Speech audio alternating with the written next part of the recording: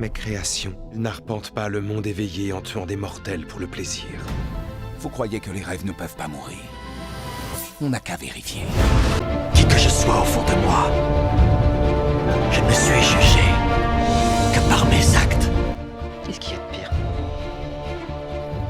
Vivre en monstre ou mourir en homme de bien?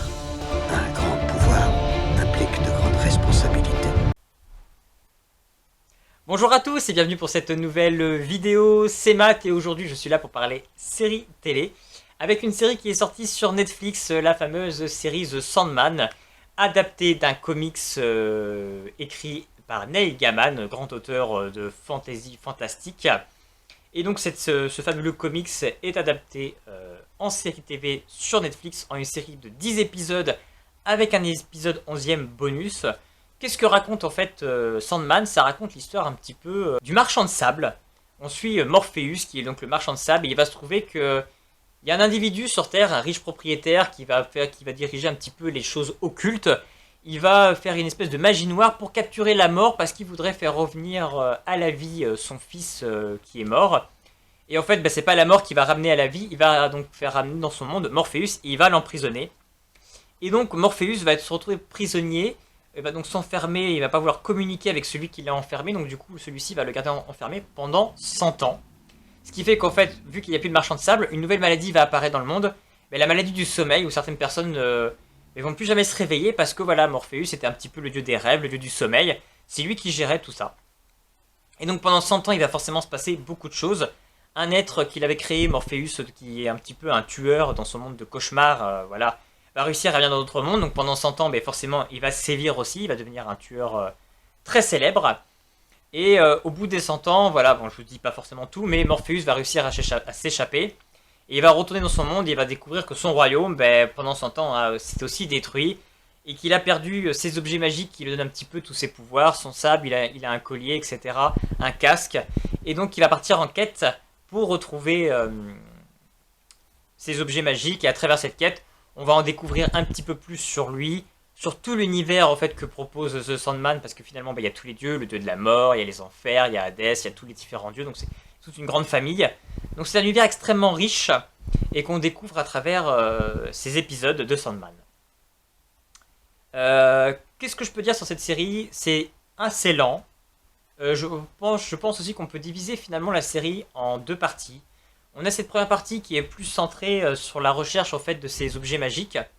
Et une deuxième partie qui est centrée sur un petit peu plus sur le personnage de Sandman et un petit peu plus sur le monde des rêves, avec les conséquences de ce qu'ils appellent un vortex de rêve. Donc je sais pas je vous explique pas ce que c'est, mais voilà, on a un petit peu deux histoires distinctes. Et finalement, ces deux histoires distinctes ont aussi deux tons différents. Je trouve que la première partie est un petit peu plus sombre, un peu plus contemplatif.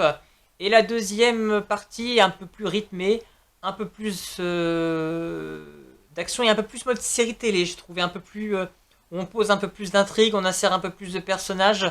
Voilà, j'ai mieux aimé moi la deuxième partie que finalement la première. Toute la première était quand même des épisodes très chelous. Il y en a un épisode dans un bar en huis clos. Ouais, c'est assez bien fait, je dis pas c'est extrêmement bien tourné, c'est très bien réalisé, mais le délire va loin. Franchement, cet épisode c'était vraiment quelque chose d'assez particulier. On a un épisode 5 aussi qui fait un petit peu hors sujet, où finalement on développe un personnage où j'ai pas forcément compris parce qu'on ne le redéveloppe pas après dans le reste de la série, où finalement on en apprend un peu plus en fait sur l'histoire de Morpheus et un lien avec un personnage qu'il rencontre en fait tous les ans depuis des décennies, avec un personnage qui devient immortel.